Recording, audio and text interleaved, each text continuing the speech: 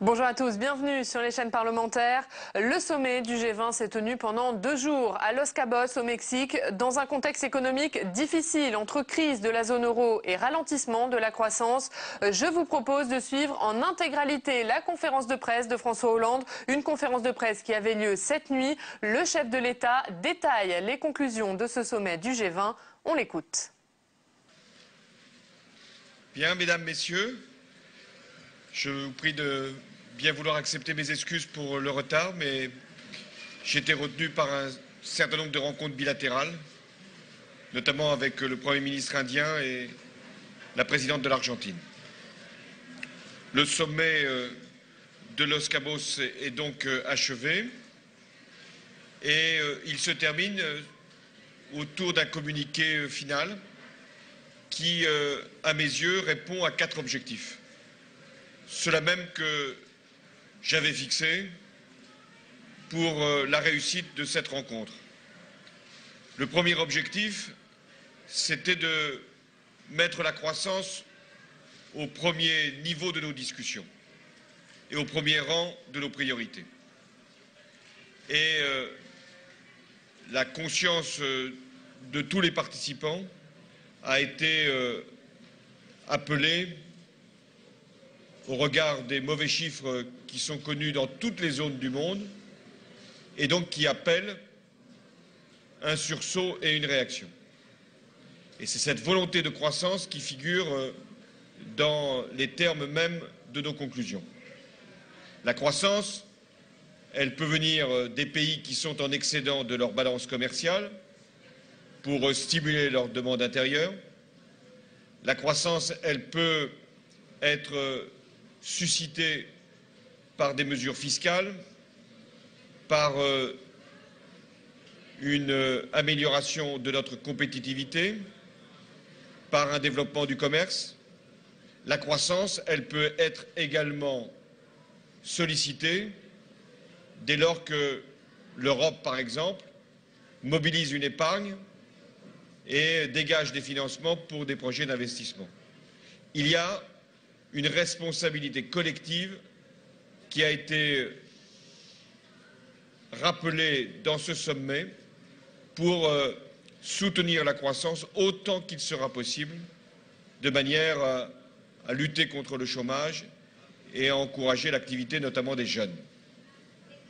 Donc c'est le premier objectif que nous étions donnés, en cohérence avec ce que nous avions déjà affirmé pour certains d'entre nous au G8, et avec la perspective que l'Europe doit se donner lors du Conseil européen de la fin du mois. Le second objectif, c'était de renforcer la stabilité financière.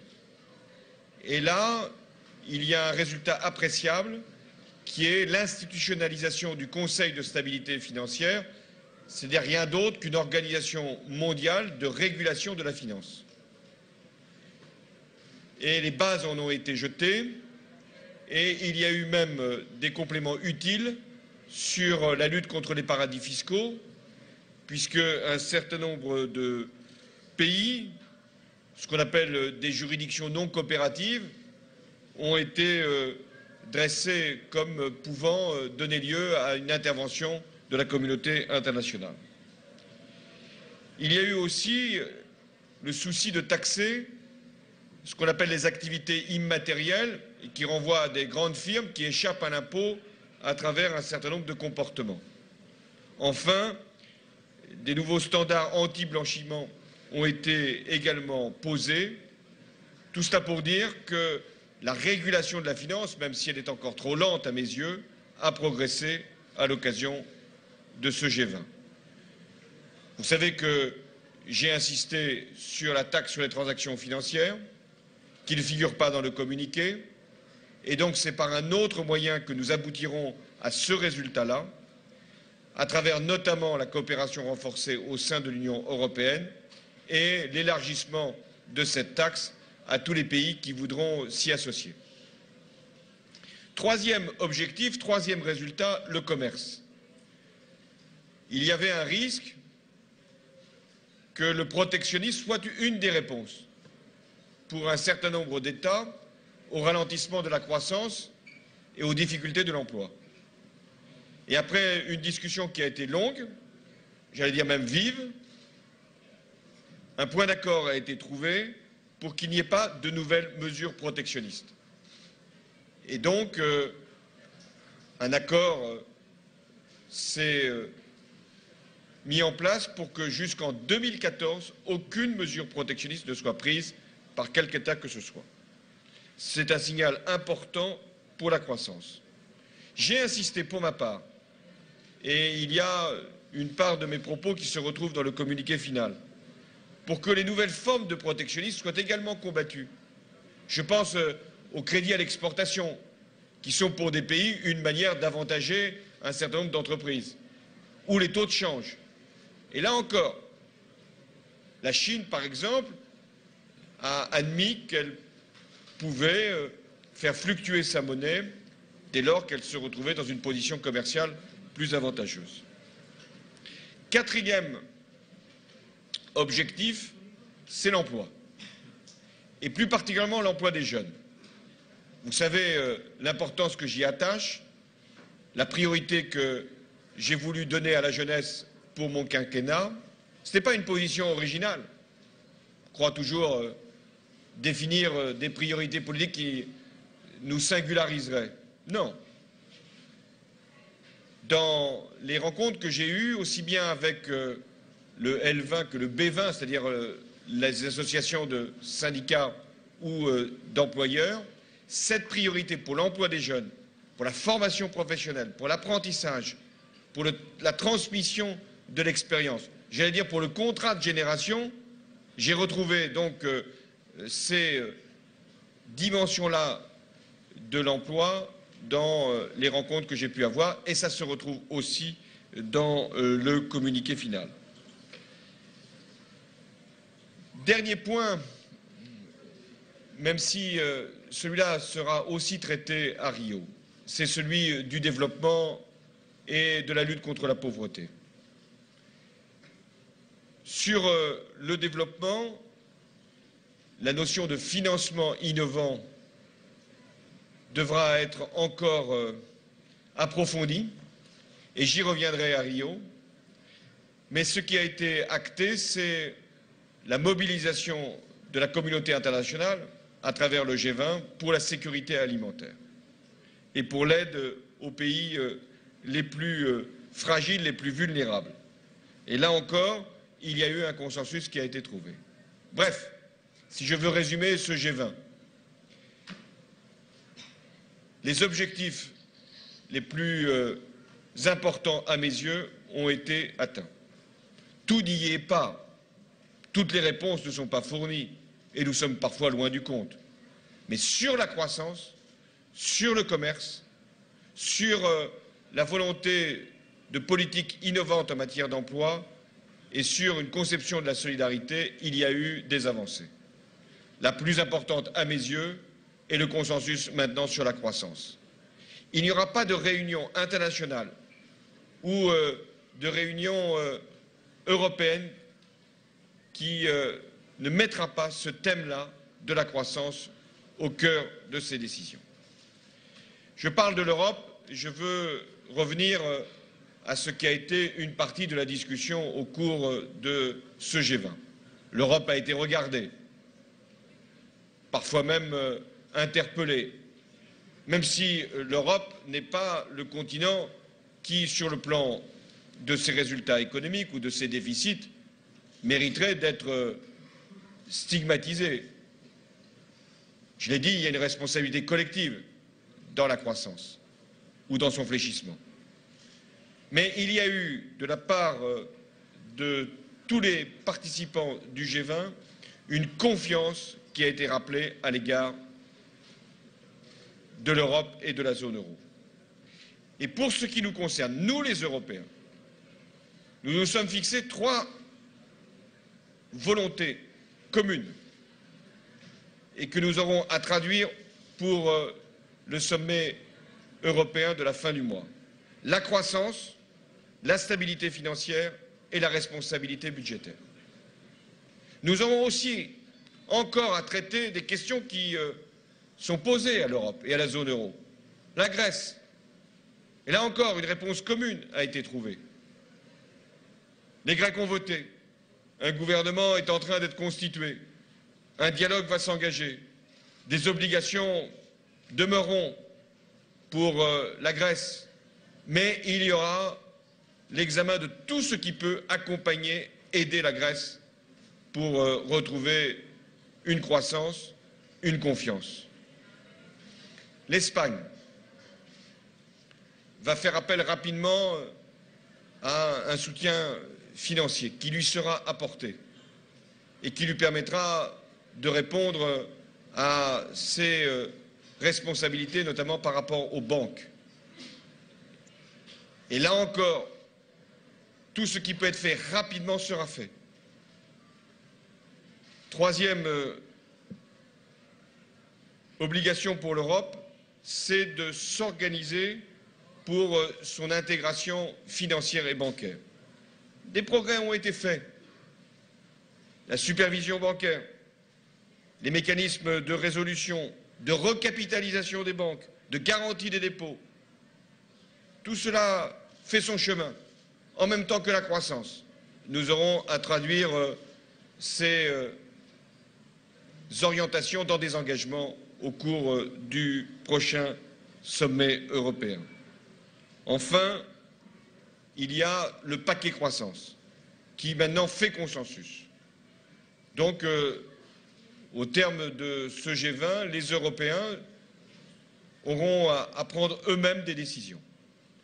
Ils prépareront le Conseil européen du 28 juin avec une rencontre, d'abord celle de l'Eurogroupe, le 21, puis à 4, Italie, Espagne, France, Allemagne, à Rome, et enfin, nous aurons à prendre les décisions à Bruxelles.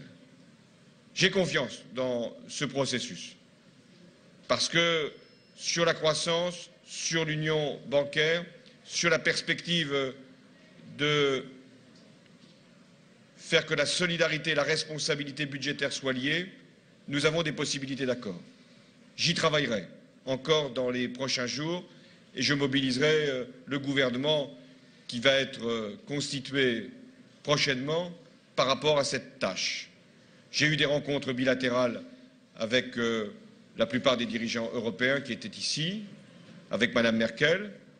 Nous avons eu également un échange avec le président Obama. Tout cela a permis encore de converger. Puisque je parle de réunions bilatérales, j'en aurais terminé. Elles ont été nombreuses à l'occasion de ce G20, avec notamment le président chinois, le Premier ministre indien. Je citais aussi des pays d'Amérique latine, l'Argentine, la Colombie, le Mexique, bien sûr. Donc, à bien des égards, ce G20 aura été utile. Utile pour le monde, qui doit retrouver confiance, utile pour l'Europe, qui doit trouver les chemins de décision attendus et nécessaires, et utile aussi pour la France, qui a fait prévaloir sur beaucoup de sujets ses priorités. Je suis prêt à répondre à vos questions. Oui? D'abord, monsieur. Ah, allez-y, allez-y. Oui? Radio France. Monsieur le Président, est-ce que lorsqu'on fait la synthèse de ce que vous venez de dire, il y a une certaine... on a mis un bémol aux politiques d'austérité. Est-ce que cela veut dire que les politiques d'austérité n'ont pas prouvé qu'elles étaient efficaces jusqu'à présent et qu'il faut donc les modérer? Je serais bien tenté de reprendre votre conclusion. Elle n'est pas l'exact reflet. Ce qui a été compris, c'est que l'austérité pour l'austérité ne pouvait pas être la solution. Qu'il y ait des pays qui, parce qu'ils ont cédé à des tentations ces dernières années de facilité budgétaire, qui soient maintenant amenés à faire des efforts, c'est à mes yeux nécessaire. Mais qu'il y ait l'application des mêmes méthodes, des mêmes règles, des mêmes obligations, des mêmes disciplines à tous les pays en même temps, c'est apparu comme contraire à l'objectif même qui était recherché.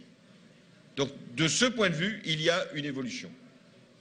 La croissance est regardée comme non seulement nécessaire pour retrouver de l'emploi, et nous en avons besoin, mais également nécessaire pour atteindre les objectifs de réduction des déficits et de retour à l'équilibre. Et il a été présenté notamment à ce G20, ça sera le cas aussi au Conseil européen, une politique qui doit permettre à des pays qui ont des excédents de faire un soutien de leur demande intérieure quand d'autres pays doivent être plus rigoureux sur la gestion de leurs finances publiques. Personne ne peut échapper au sérieux, mais il n'y a pas de fatalité à l'austérité. Oui. Jean-Paul Chapelle, France 2.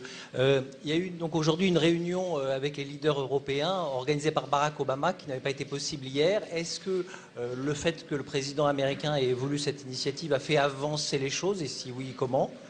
Et deuxième question, vous avez insisté sur l'importance de la rapidité dans la mise en œuvre des mécanismes. Est-ce que vous avez l'impression que Angela Merkel a le même souhait de rapidité après avoir insisté sur les petits pas, les pas à pas dans les progrès à faire en Europe?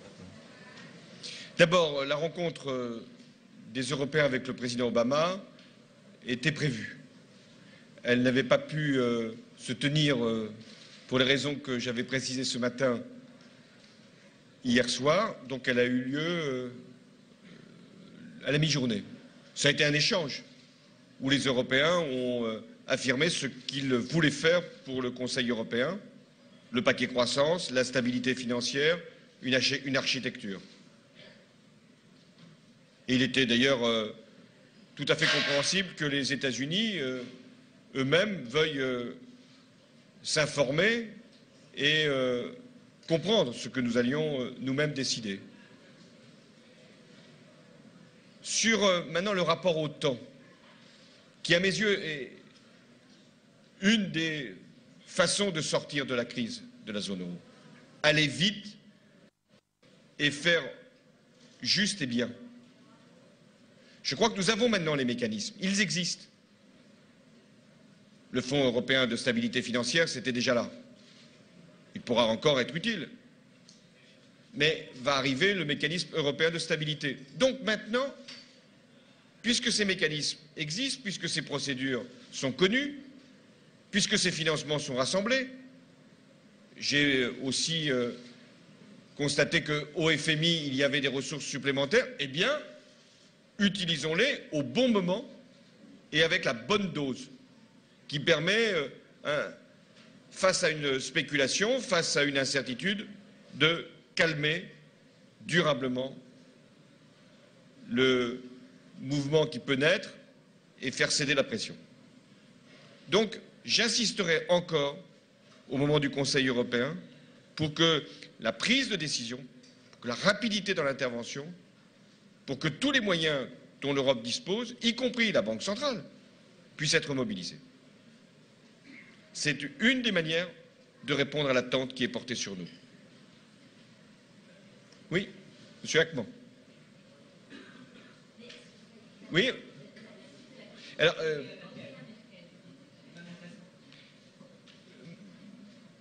Mme Merkel, elle veut respecter, et qui ne la comprendrait, les traités. Elle veut que les procédures que l'Europe doit utiliser soient prévues par des textes. Et ensuite, si ces textes doivent changer, elle demande à chaque étape l'accord de son Parlement. C'est la contrainte qu'elle s'est elle-même donnée ou qui lui est imposée et que je respecte. Mais nous avons tous nos contraintes institutionnelles. Donc maintenant, nous savons ce que nous avons à faire. Madame Merkel a un processus de ratification du mécanisme européen de solidarité qui est prévu le 29. Voilà, donc au début du mois de juillet, tout sera prêt. Éric Hackman, le Parisien. Vous avez dit que vous aviez rencontré le président Calderón en tête-à-tête. Est-ce qu'au cours de cet entretien, vous avez pu vous parler du cas de Florence Cassez? Et si oui, quelles conclusions en tirez-vous? Est-ce que vous rentrez à Paris avec des nouvelles, notamment pour la famille? Il y a eu 2 contacts, l'un par le ministre des Affaires étrangères, Laurent Fabius, avec son homologue mexicain, et moi-même avec le président Calderón pour un court moment, compte tenu des obligations qui étaient les siennes. Je lui ai rappelé que cette situation existait, celle de Florence Cassez, et que je faisais toute confiance dans l'indépendance de la justice mexicaine.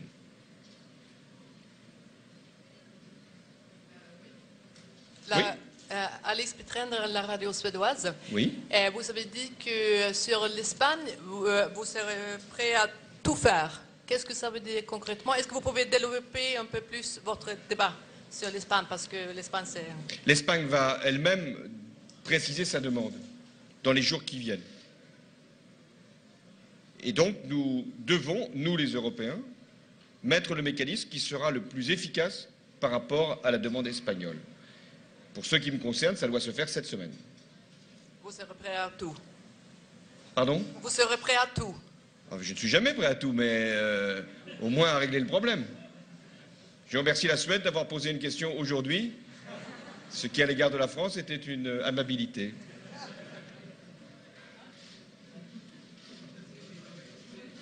Ce qui nous permettra de retrouver l'Espagne en quart de finale. C'était ça le sens de votre question. Stéphanie Antoine, France 24. Monsieur le Président, Hosni Moubarak est mort. Enfin, en tout cas, il est serré cliniquement mort. Est-ce que vous avez une réaction? Est-ce que c'est la fin d'un symbole?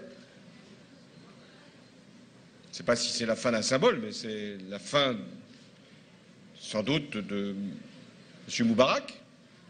Je n'ai pas d'autres remarques à faire. Je n'ai pas confirmation de cette information. Et il y a eu un procès qui a eu lieu en Égypte. Une décision a été prononcée. Après, je n'ai pas plus d'informations que vous sur l'état de santé exact de M. Moubarak, dont on me dit qu'il serait cliniquement décédé. Mais je n'ai pas plus d'informations, donc je ne ferai pas plus de commentaires. Et juste pour revenir sur la réunion avec Barack Obama, est-ce qu'il a donné des consignes aux différents Européens, le président Mais ça n'aurait américain? pas été accepté, et d'ailleurs, M. Obama ne se serait pas autorisé à le faire. Il a le sens du respect qui s'attache à la relation que les États-Unis ont avec l'Europe et avec les pays qui sont aujourd'hui dans la zone euro. Donc qu'il y ait un échange entre le président des États-Unis et les dirigeants européens, c'est nécessaire. Et moi, je l'ai toujours souhaité. Mais ce ne sont pas les États-Unis qui décident à la place des Européens. Mr. François Hollande. Oui. Mr. David Cameron made an invitation to a French businessman and told if you don't like the French government, then come to Britain. What do you think about? Je comprends même l'anglais, vous savez.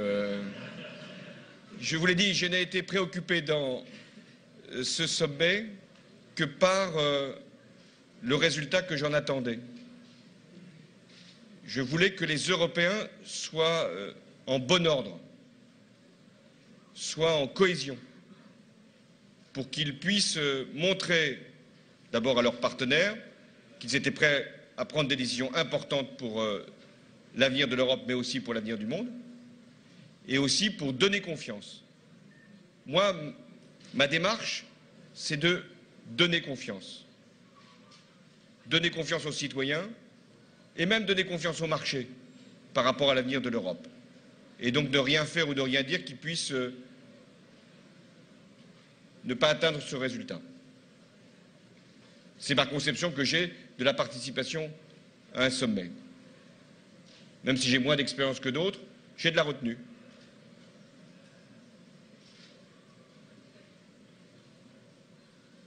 Oui, est-ce qu'il y a d'autres questions? Medio local, Heidi Mingo, Cabo Mil. Y con respecto a haciendo un poco de hincapié con respecto al tema Angela Merkel y Francia, ¿Cuál es la petición en específico que le hace Francia a Alemania con respecto a los eurobonos y cuáles son los acuerdos, pero en específico, entre Francia y Alemania? Je comprends l'espagnol.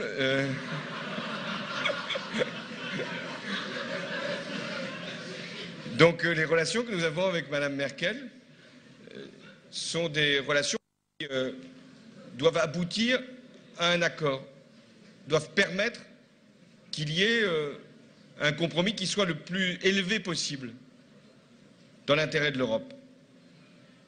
Et j'ai à la rassurer sur un certain nombre de questions, notamment sur le sérieux budgétaire, sur l'effort de compétitivité.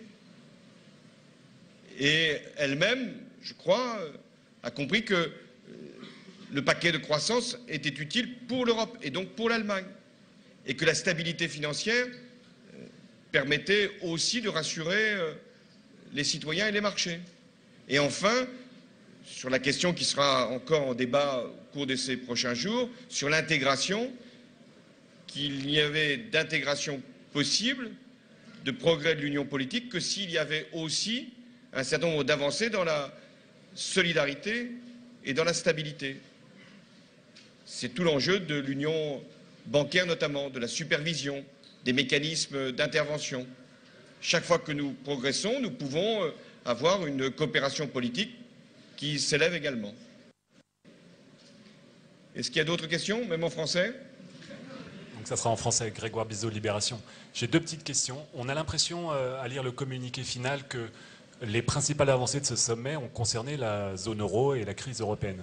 Comme si l'Europe avait eu besoin de ce G20 pour avancer dans son consensus interne. Est-ce que vous partagez ce point de vue et cette analyse? Et est-ce que ce n'est pas un aveu de faiblesse? Ma deuxième question est plus anecdotique. C'est votre premier G20.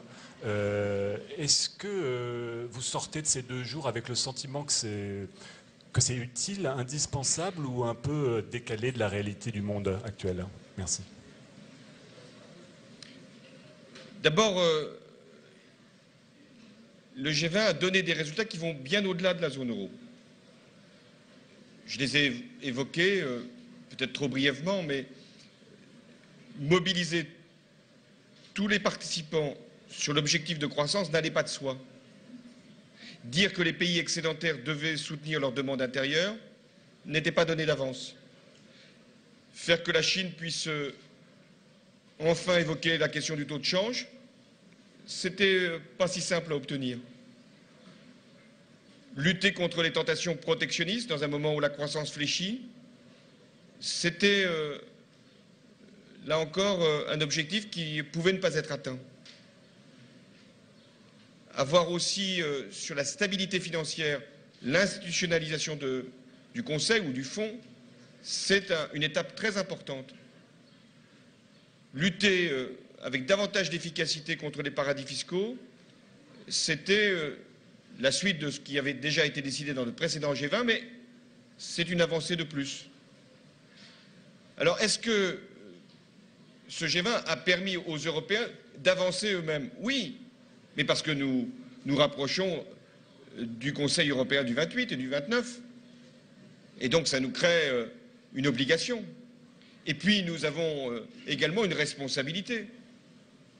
Nous avons conscience que si la zone euro reste dans l'état où elle est aujourd'hui, ça menace la croissance d'autres pays, ça altère l'ambiance économique du monde, et donc je ne veux pas que l'Europe soit regardée comme un problème, mais puisse être perçue comme une solution, y compris dans une forme de référence, d'exemple de ce que peut être la supervision bancaire, la garantie des dépôts, l'union bancaire ou les formes d'intervention.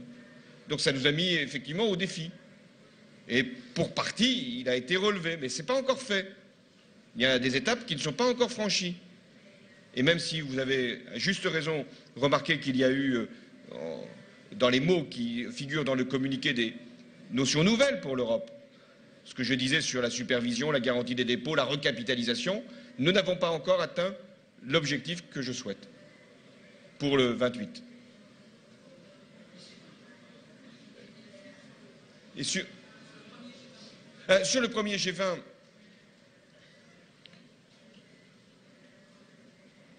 moi je ne découvre pas ces institutions, je les regardais de l'extérieur. Je pense que ce qui manque, c'est une institutionnalisation. J'aurais souhaité un secrétariat permanent du G20. D'une certaine façon, il existe. Là, le président Calderón a transmis au président Poutine la charge de préparer le prochain G20. Donc il y a une continuité. Mais il pourrait y avoir une organisation plus forte. En même temps, je suis conscient qu'il convient de garder aux Nations Unies aussi la primauté. Parce que le G20 n'a pas vocation à se substituer à l'Organisation des Nations Unies. Donc le G20 n'est pas la représentation du monde. Des pays n'y sont pas. Des continents peuvent se trouver mal représentés. Mais ce qui m'a frappé, c'est la solidarité. Il y avait des dirigeants de toute sensibilité, de tout continent, et j'ai relevé aussi leur volonté de s'impliquer dans la résolution des problèmes du monde. J'ai été frappé par la participation de beaucoup de pays à la reconstitution des ressources du Fonds monétaire international. Même des pays qui ne sont pas les plus riches ont voulu en être. C'est dire s'il y a une conscience qui s'établit d'une responsabilité planétaire et collective. Et sur ce point-là, je pense que le G20 est utile. Times Deutschland. Ça marche, oui.